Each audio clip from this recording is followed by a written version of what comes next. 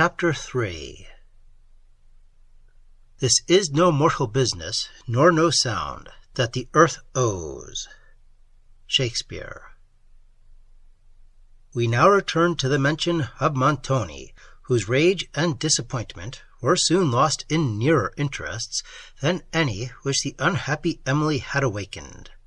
His depredations having exceeded their usual limits, and reached an extent at which neither the timidity of the then commercial Senate of Venice, nor their hope of his occasional assistance, would permit them to connive, the same effort, it was resolved, should complete the suppression of his power and the correction of his outrages.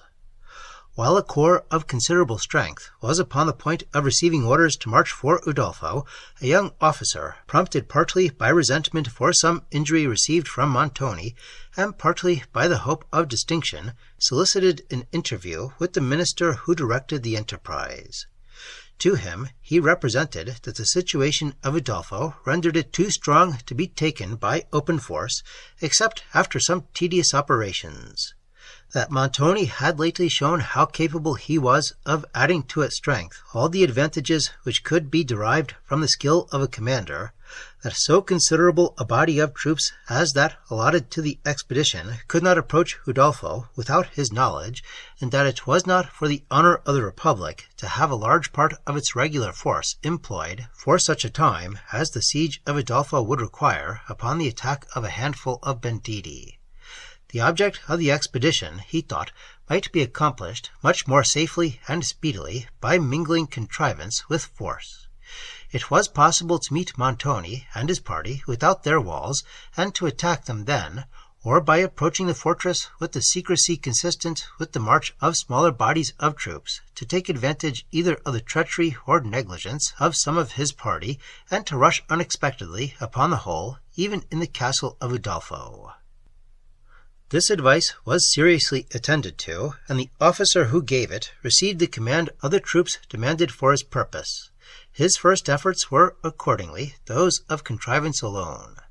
In the neighborhood of Udolpho he waited till he had secured the assistance of several of the condottieri, of whom he found none that he addressed, unwilling to punish their imperious master, and to secure their own pardon from the Senate.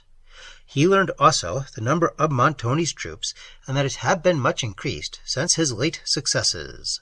The conclusion of his plan was soon effected. Having returned with his party, who received the watchword and other assistance from their friends within, Montoni and his officers were surprised by one division, who had been directed to their apartment, while the other maintained the slight combat which preceded the surrender of the whole garrison. Among the persons seized with Montoni was Orsino, the assassin who had joined him on his first arrival at Udolpho, and whose concealment had been made known to the Senate by Count Morano after the unsuccessful attempt of the latter to carry off Emily. It was indeed partly for the purpose of capturing this man, by whom one of the Senate had been murdered, that the expedition was undertaken, and its success was so acceptable to them that Morano was instantly released, notwithstanding the political suspicions which Montoni, by his secret accusation, had excited against him. The celerity and ease with which this whole transaction was completed prevented it from attracting curiosity, or even from obtaining a place in any of the published records of that time, so that Emily, who remained in Languedoc, was ignorant of the defeat and signal humiliation of her late persecutor. Her mind was now occupied with sufferings which no effort of reason had yet been able to control. Count de Villefort, who sincerely attempted whatever benevolence could suggest for softening them, sometimes allowed her the solitude she wished for, sometimes led her into friendly parties, and constantly protected her, as much as possible, from the shrewd inquiries and critical conversation of the Countess. He often invited her to make excursions with him and his daughter, during which he conversed entirely on questions suitable to her taste, without appearing to consult it, and thus endeavored gradually to withdraw her from the subject of her grief, and to awake other interests in her mind. Emily, to whom he appeared as the enlightened friend and protector of her youth, soon felt for him the tender affections of a daughter, and her heart expanded to her young friend Blanche as to a sister, whose kindness and simplicity compensated for the want of more brilliant qualities. It was long before she could sufficiently abstract her mind from Valancourt to listen to the story promised by old Dorothy, concerning which her curiosity had once been so deeply interested, but Dorothy at length reminded her of it, and Emily desired that she would come that night to her chamber. Still her thoughts were employed by considerations which weakened her curiosity, and Dorothy's tap at the door, soon after 12, surprised her almost as much as if it had not been appointed. "I am come at last, lady," said she. "I wonder what it is that makes my old limbs shake so tonight. I thought once or twice I should have dropped as I was coming." Emily seated her in a chair and desired that she would compose her spirits before she entered upon the subject that had brought her thither. "Alas," said Dorothy, "it is thinking of that, I believe, which has disturbed me so. In my way hitherto, I passed the chamber where my dear lady died, and everything was so still and gloomy about me that I almost fancied I saw her as she appeared upon her deathbed." Emily now drew her chair near to Dorothy, who went on. "It is about 20 years since my Lady Marchioness came a bride to the chateau. Oh, I well remember how she looked when she came into the great hall, where we servants were all assembled to welcome her, and how happy my lord the Marquis seemed. Ah, who would have thought then? But, as I was saying, ma'amselle, I thought the Marchioness, with all her sweet looks, did not look happy at heart, and so I told my husband, and he said it was all fancy. So I said no more, but I made my remarks for all that. My Lady Marchioness was then about your age, and, as I have often thought, very like you. Well, my lord the Marquis kept open house for a long time, and gave such entertainments, and there were such gay doings, as have never been in the chateau since. I was younger, ma'amselle, than I am now, and was as gay as the best of them. I remember I danced with Philip the butler in a pink gown with yellow ribbons, and a coif not such as they wear now, but plaited high with ribbons all about it. It was very becoming, truly. My lord the Marquis noticed me. Ah, he was a good-natured gentleman then. Who would have thought that he—" "But the Marchioness, Dorothy," said Emily. "You were telling me of her." "Oh, yes, my Lady Marchioness. I thought she did not seem happy at heart, and once, soon after the marriage, I caught her crying in her chamber. But when she saw me, she dried her tears and pretended to smile. I did not dare then to ask what was the matter, but the next time I saw her crying I did, and she seemed displeased, so I said no more. I found out some time after how it was. Her father, it seems, had commanded her to marry my lord the Marquis for his money, and there was another nobleman, or else a chevalier, who she liked better, and that was very fond of her, and she fretted for the loss of him, I fancy, but she never told me so. My lady always tried to conceal her tears from the Marquis, for I have often seen her, after she has been so sorrowful, look so calm and sweet when he came into the room. But my lord, all of a sudden, grew gloomy and fretful, and very unkind sometimes to my lady. This afflicted her very much, as I saw, for she never complained, and she used to try so sweetly to oblige him and to bring him into a good humour, that my heart has often ached to see it. But he used to be stubborn and give her harsh answers, and then, when she found it all in vain, she would go to her own room and cry so. I used to hear her in the ante-room, poor dear lady, but I seldom ventured to go to her. I used sometimes to think my lord was jealous. To be sure, my lady was greatly admired, but she was too good to deserve suspicion. Among the many chevaliers that visited at the chateau, there was one that I always thought seemed just suited for my lady. He was so courteous, yet so spirited, and there was such a grace, as it were, in all he did or said. I always observed that whenever he had been there, the Marquis was more gloomy, and my lady more thoughtful, and it came into my head that this was the chevalier she ought to have married, but I never could learn for certain." "What was the chevalier's name, Dorothy?" said Emily.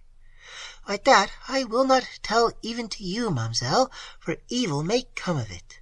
I once heard from a person who is since dead that the Marchioness was not in law the wife of the Marquis, for that she had before been privately married to the gentleman she was so much attached to, and was afterwards afraid to own it to her father, who was a very stern man, but this seems very unlikely, and I never gave much faith to it. As I was saying, the Marquis was most out of humour, as I thought, when the chevalier I spoke of had been at the chateau, and at last his ill-treatment of my lady made her quite miserable. He would see hardly any visitors at the castle, and made her live almost by herself. I was her constant attendant, and saw all she suffered, but still she never complained. After matters had gone on thus for near a year, my lady was taken ill, and I thought her long fretting had made her so. But alas, I fear it was worse than that." "Worse, Dorothy?" said Emily. "Can that be possible?" "I fear it was so, madame, for there were strange appearances. But I will only tell what happened. My lord, the Marquis—" "Hush, Dorothy, what sounds were those?" said Emily. Dorothy changed countenance, and while they both listened, they heard on the stillness of the night music of uncommon sweetness. "I have surely heard that voice before," said Emily at length. "I have often heard it, and at this same hour," said Dorothy solemnly. "and if spirits ever bring music, that is surely the music of one." Emily, as the sounds drew nearer, knew them to be the same she had formerly heard at the time of her father's death, and whether it was the remembrance they now revived of that melancholy event, or that she was struck with superstitious awe, it is certain she was so much affected that she had nearly fainted. "I think I once told you, madame," said Dorothy, "that I first heard this music soon after my lady's death. I well remember the night." "Hark, it comes again," said Emily. "Let us open the window and listen." They did so, but soon the sounds floated gradually away into distance, and all was again still. They seemed to have sunk among the woods, whose tufted tops were visible upon the clear horizon, while every other feature of the scene was involved in the nightshade, which, however, allowed the eye an indistinct view of some objects in the garden below. As Emily leaned on the window, gazing with a kind of thrilling awe upon the obscurity beneath, and then upon the cloudless arch above, enlightened only by the stars, Dorothy, in a low voice, resumed her narrative. "I was saying, mamselle, that I well remember when first I heard that music. It was one night, soon after my lady's death, that I had sat up later than usual, and I don't know how it was, but I had been thinking a great deal about my poor mistress, and of the sad scene I had lately witnessed.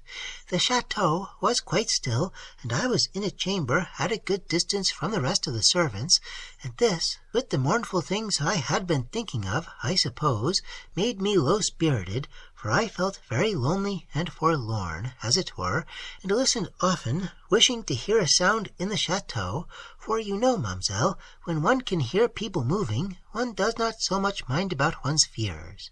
But all the servants were gone to bed, and I sat thinking and thinking, till I was almost afraid to look round the room, and my poor lady's countenance often came to my mind, such as I had seen her when she was dying. And once or twice I almost thought I saw her before me, when suddenly I heard such sweet music. It seemed just at my window, and I shall never forget what I felt. I had not power to move from my chair, but then, when I thought it was my dear lady's voice, the tears came to my eyes.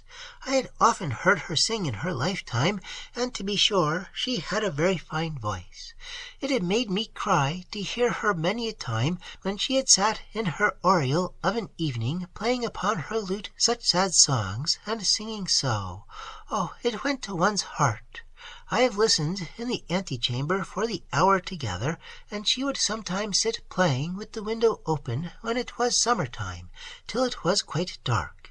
And when I have gone in to shut it, she has hardly seemed to know what hour it was.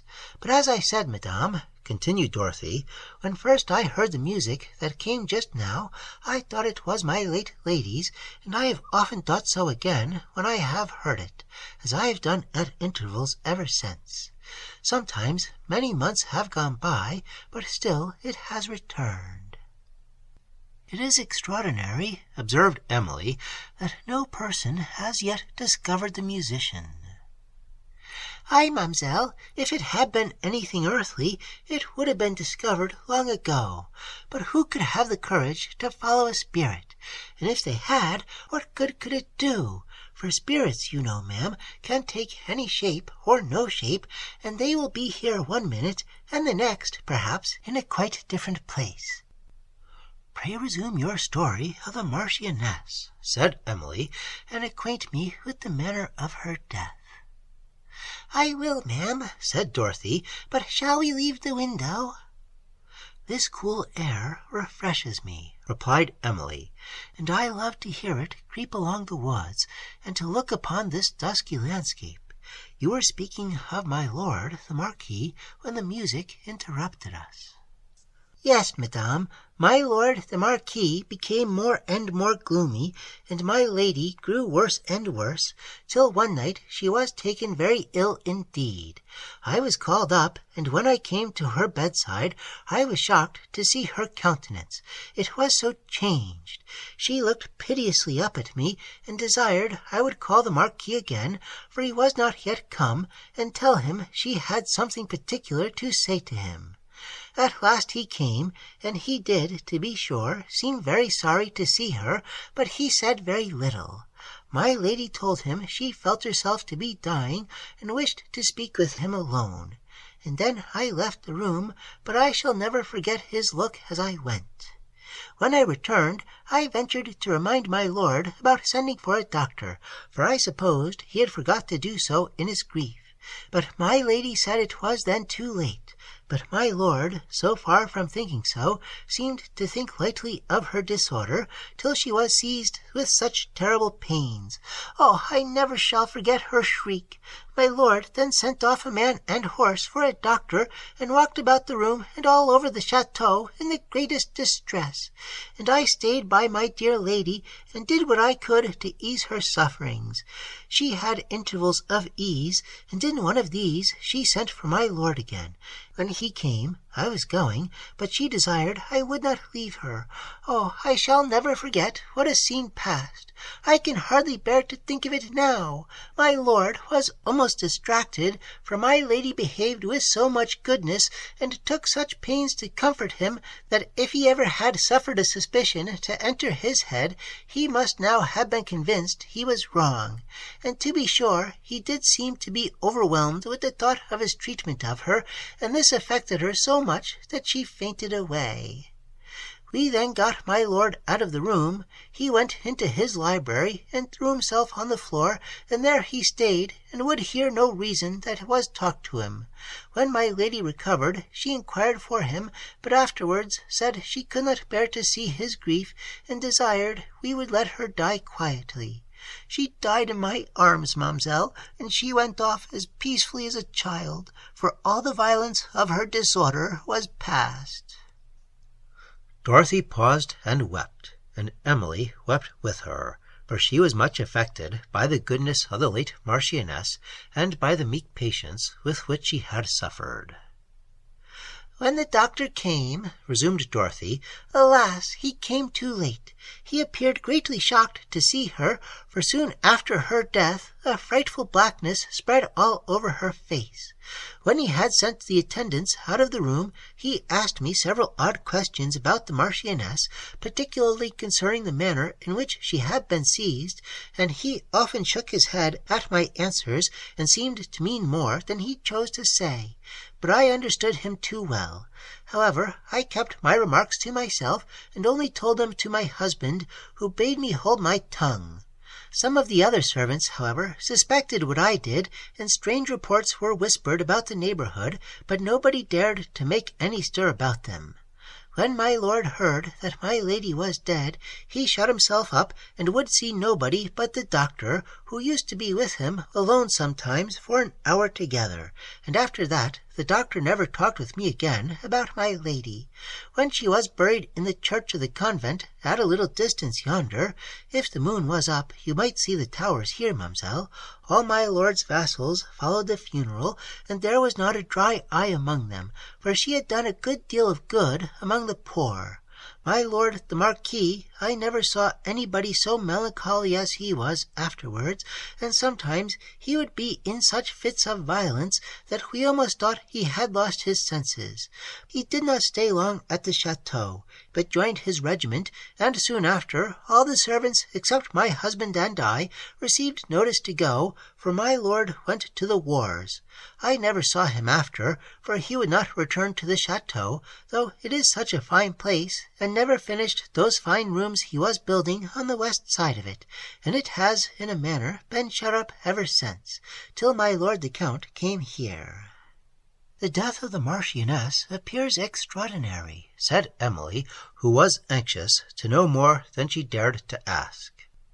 "Yes, madame," replied Dorothy, "it was extraordinary. I have told you all I saw, and you may easily guess what I think. I cannot say more, because I would not spread reports that might offend my lord the Count." "You are very right," said Emily. "Where did the Marquis die?" "In the north of France, I believe, ma'amselle," replied Dorothy.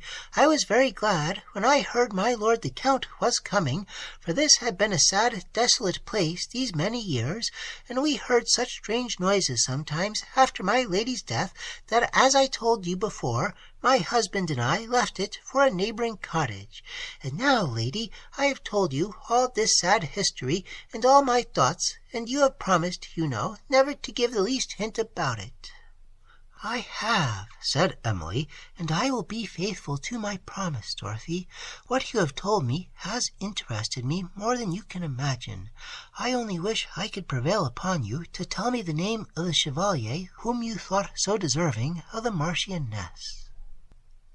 Dorothy, however, steadily refused to do this, and then returned to the notice of Emily's likeness to the late Marchioness.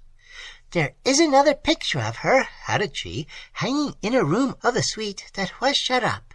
It was drawn, as I have heard, before she was married, and is much more like you than the miniature." When Emily expressed a strong desire to see this, Dorothy replied that she did not wish to open those rooms, but Emily reminded her that the Count had talked the other day of ordering them to be opened, of which Dorothy seemed to consider much, and then she owned she should feel less if she went into them with Emily first than otherwise, and at length promised to show the picture. The night was too far advanced, and Emily was too much affected by the narrative of the scenes which had passed in those apartments to desire to visit them at this hour, but she requested that Dorothy would return on the following night, when they were not likely to be observed, and conduct her thither. Besides her wish to examine the portrait, she felt a thrilling curiosity to see the chamber in which the Marchioness had died, and which Dorothy had said remained with the bed and furniture, just as when the corpse was removed for interment. The solemn emotions which the expectation of viewing such a scene had awakened were in unison with the present tone of her mind, depressed by severe disappointment. Cheerful objects rather added to than removed this depression, but perhaps she yielded too much to her melancholy inclination, and imprudently lamented the misfortune which no virtue of her own could have taught her to avoid, though no effort of reason could make her look unmoved upon the self-degradation of him whom she had once esteemed and loved.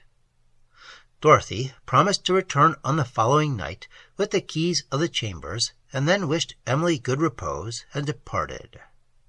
Emily, however, continued at the window, musing upon the melancholy fate of the Marchioness, and listening, in awful expectation, for a return of the music. But the stillness of the night remained long unbroken, except by the murmuring sounds of the woods as they waved in the breeze, and then by the distant bell of the convent striking 1. She now withdrew from the window, and as she sat at her bedside, indulging melancholy reveries, which the loneliness of the hour assisted, the stillness was suddenly interrupted, not by music, but by very uncommon sounds that seemed to come either from the room adjoining her own, or from one below. The terrible catastrophe that had been related to her, together with the mysterious circumstances said to have since occurred in the chateau, had so much shocked her spirits that she now sunk for a moment under the weakness of superstition. The sounds, however, did not return, and she retired to forget in sleep the disastrous story she had heard.